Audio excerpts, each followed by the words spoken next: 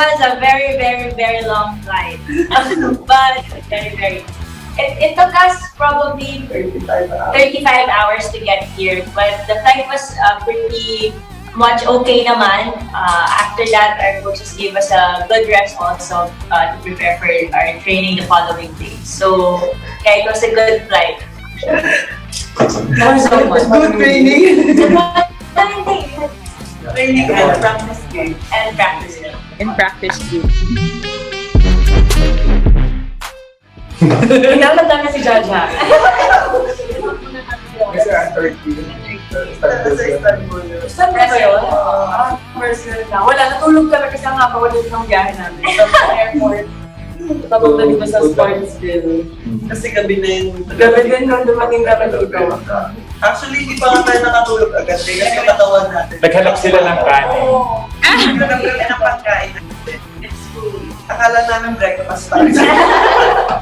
Dalag pa eh. Naloko na yung bus.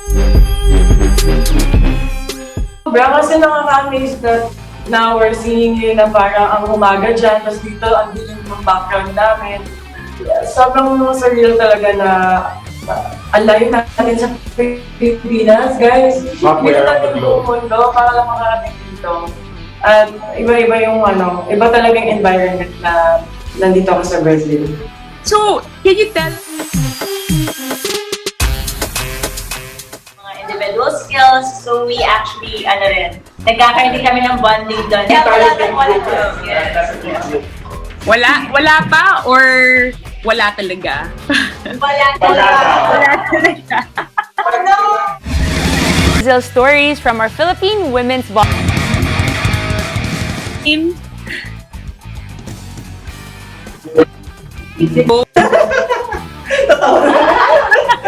Then after, kakatapos lang nung league namin, parang 2 weeks ago lang. Tapos after nung game namin, nag-konting liwa-liwa lang. Nag-Okinawa ako, and then after Okinawa, nag-pack na ako ng gamit ko, tapos minute ko sila sa Istanbul. Naghanapan pa kami. Nasa F kayo, pero yun.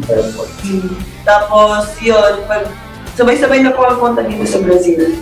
Tapos next schedule ko po, SEA Games po. Kami para sa mga SEA Games. How important you? Yun din pala, speaking of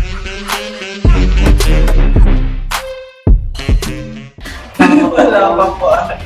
wala pa or wala talaga? Ay, wala yung says no. Sa no? Wala talaga. Wala talaga.